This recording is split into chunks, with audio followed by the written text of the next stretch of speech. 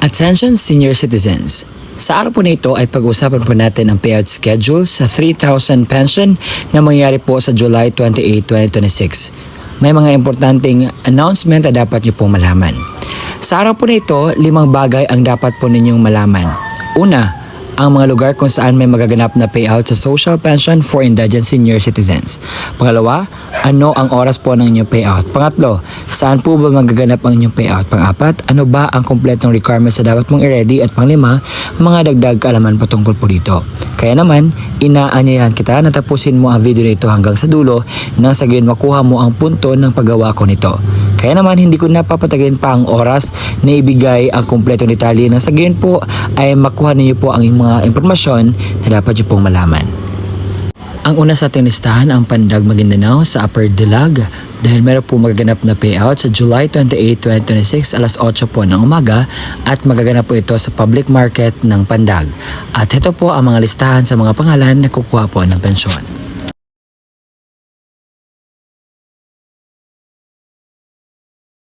Ang kasunod po ang lungsod ng Davao sa Barangay Santo Niño. Ito po ang mga announcement.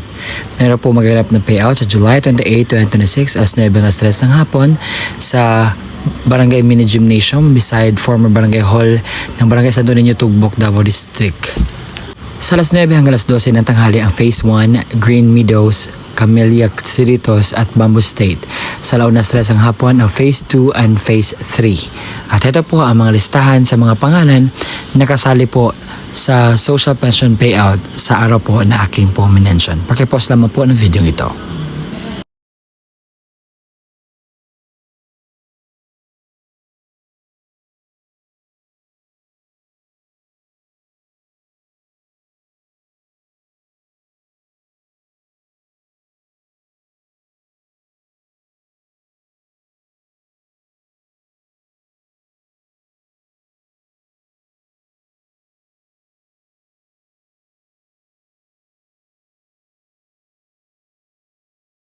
Sa Davao City pa rin, sa Barangay Indangan, dahil meron pong magaganap na payout sa July 28, 2026 alas 8 hanggang alas 2 ng hapon sa Barangay Indangan Gymnasium. At ito po ang mga listahan sa kuha ng payout.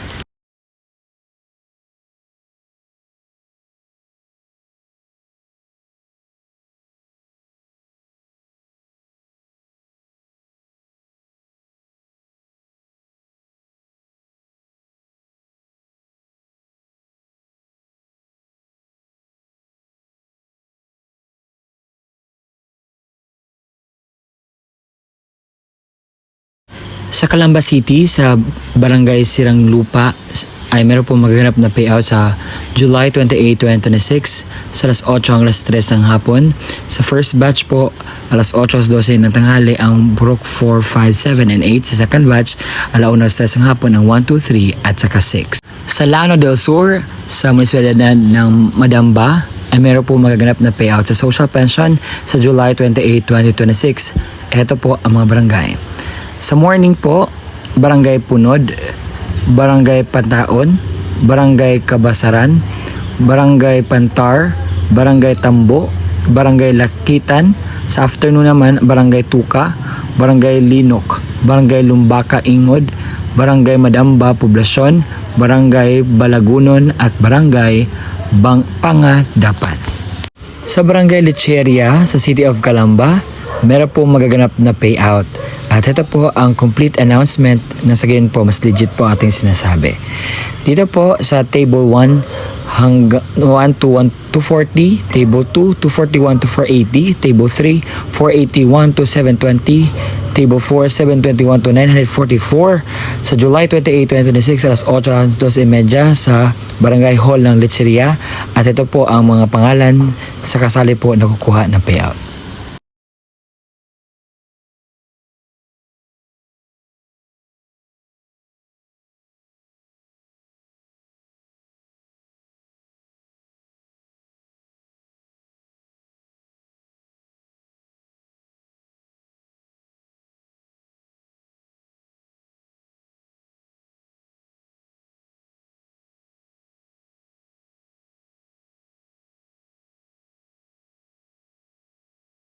Sa Cotabato City, meron po magaganap na payout sa social pension sa July 28 alas 8 hanggang alas 4 ng hapon sa RH10 Cotabato City.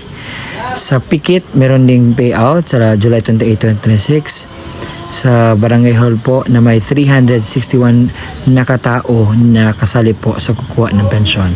Sa Barangay Taligaman, Bugsukan ay meron pong magaganap na payout sa Taligaman Covered Court sa alas 9 ng umaga sa July 28, 2026. Sa Tagibo Covered Court, alas 8 ng umaga, meron pong magaganap na payout sa July 28, 2026 sa Social Pension for Indigent Senior Citizens. At ito po ang mga listahan sa mga pangalan na kasali po sa kukuha ng pensyon.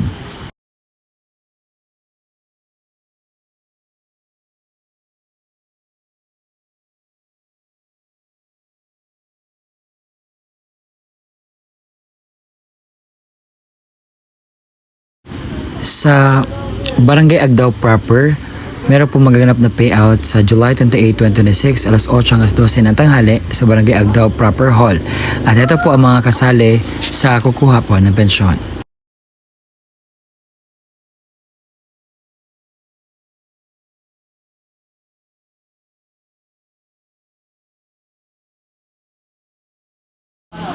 Sa Tumalaod Covered Court Gymnasium sa Center 5 ay meron po magaganap na releasing of payout or releasing of pension sa July 28, 2026 alas 7 ng umaga. Ito po ang mga kasali.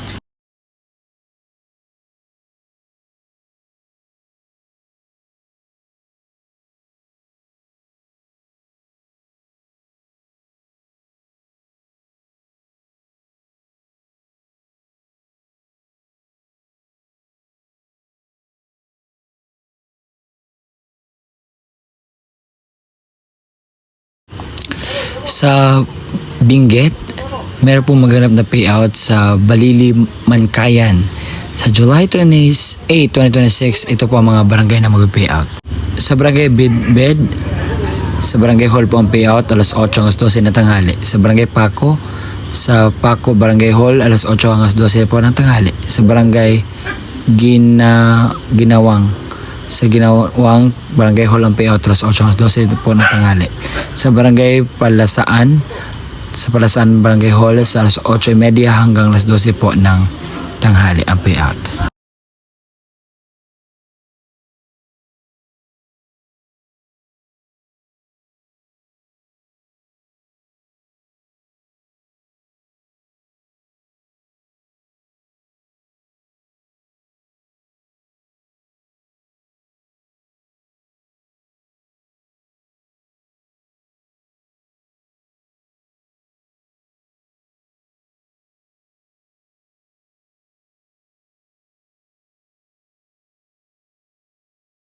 Sa Barangay 838 Zone 91, meron po magaganap na payout sa social pension sa July 28, 2026 sa Barangay Hall po at 9 a.m.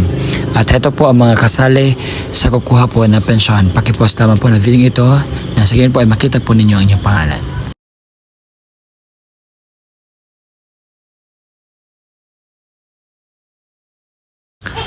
Sa Barangay San Antonio sa Davao City ay meron po magaganap na payout sa July 28, 2026 alas 8 hanggang 11 po ng umaga sa Barangay San Antonio Covered Court ang payout po. At ito po ang mga pangalan sa mga nakalista na kukuha ng payout.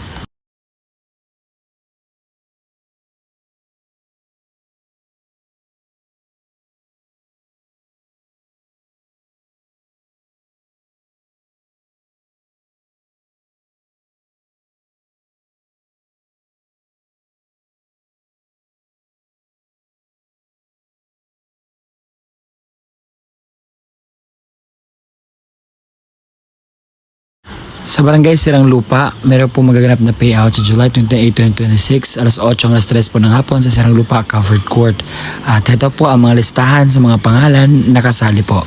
Pakitapos lang po sa video nang sa ganyan po ay makita po ninyo.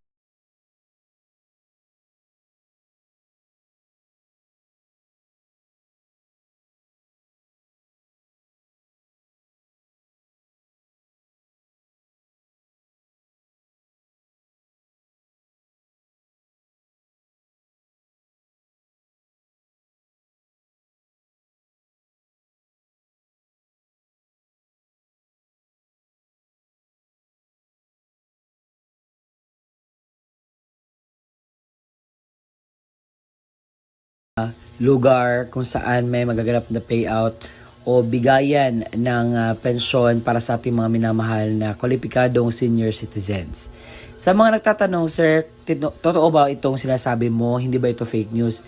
Hindi po iyan fake news dahil naka-include na po ang mga details na dapat nyo pong ma-inculcate, malaman, maramdaman.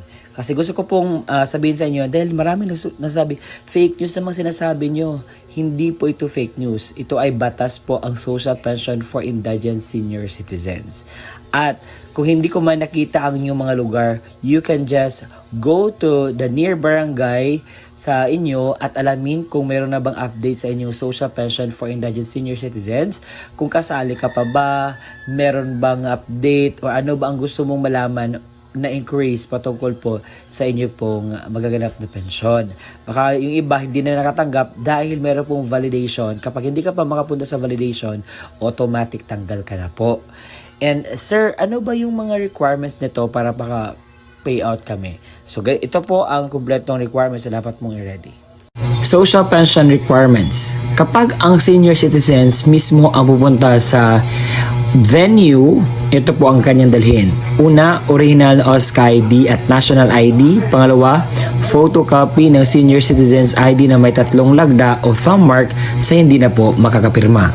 Kung ang representative ng senior citizens naman ang kukuha, ito po ang dapat niyang dalhin. Una, original at photocopy ng ID ng senior citizens ID na may 3 lagda o thumb mark sa hindi na po makakapirma. Original at photocopy ng valid ID ng representative o government issued ID lamang na may 3 lagda o thumb mark sa hindi na po makakapirma. Sulat, pahintulot or authorization letter mula sa senior na mayroong pirma, thumb mark at naayon sa format mula sa DSWD, makukuha po ito sa inyo pong barangay. Pang-apat, kopya ng litrato ng senior citizens na may kasamang representative na may hawak na updated newspaper. Kung ang kukuha naman ay representative ng namayapang senior, ito po ang kanyang dalhin. Una, original at photocopy ng ID ng senior citizens or certificate of membership mula sa OSCA kapag wala na itong OSCA ID na photocopy. Pangalawa, original at photocopy ng government issued ID ng representative. Pangatlo, original na kopya ng death certificate na naka-certified true copy.